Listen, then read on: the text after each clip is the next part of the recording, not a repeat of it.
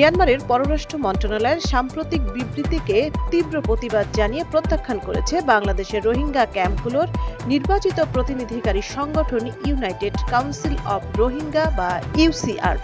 সোমবার দেওয়া এক বিবৃতিতে সংগঠনটি অভিযোগ করেছে মিয়ানমার সরকার ইতিহাস বিকৃত করছে, রাষ্ট্রীয় পৃষ্ঠপোষকতায় সংগঠিত অপরাধ আড়াল করছে এবং আন্তর্জাতিক জবাবদিহিতা এড়ানোর চেষ্টা করছে। মিয়ানমারের রোহিঙ্গারা বাঙালি এমন দাবির জবাবে ইউসিআর বলছে, রোহিঙ্গারা বাঙালি নয়, তারা রাখাইন রাজ্যের ঐতিহাসিক আদিবাসীর একটি স্বতন্ত্র জনগোষ্ঠী। সংগঠনটির দাবি, রোহিঙ্গা পরিচয় অস্বীকার করাই দীর্ঘদিন ধরে তাদের উপর বৈষম্য ও নিপীড়নের অন্যতম কারণ।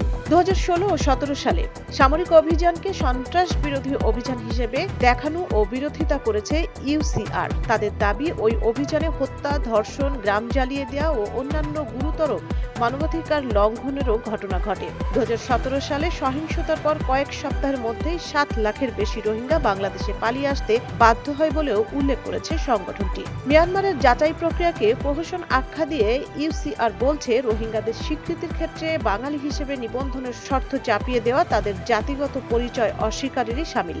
সংগঠনটির দাবি, প্রত্যাবাসনের আগে নিশ্চিত করতে হবে নাগরিকত্ব, নিরাপত্তা, চলাচলের স্বাধীনতা ও সম্পত্তির অধিকার। একই সঙ্গে ইউসিআর বলছে, রোহিঙ্গা প্রত্যাবাসন শুধু বাংলাদেশ ও মিয়ানমারের দ্বিপাক্ষিক বিষয় নয়, এর সঙ্গে আন্তর্জাতিক আইন ও মানবাধিকার প্রশ্ন জড়িত, তাই আন্তর্জাতিক সম্প্রদায়ের সক্রিয় ভূমিকাও প্রয়োজন। বিবৃতির শেষে মিয়ানমারকে অপপ্রচার বন্ধ করে বাস্তবতা স্বীকারের আহ্বান জানিয়েছে ইউসিআর।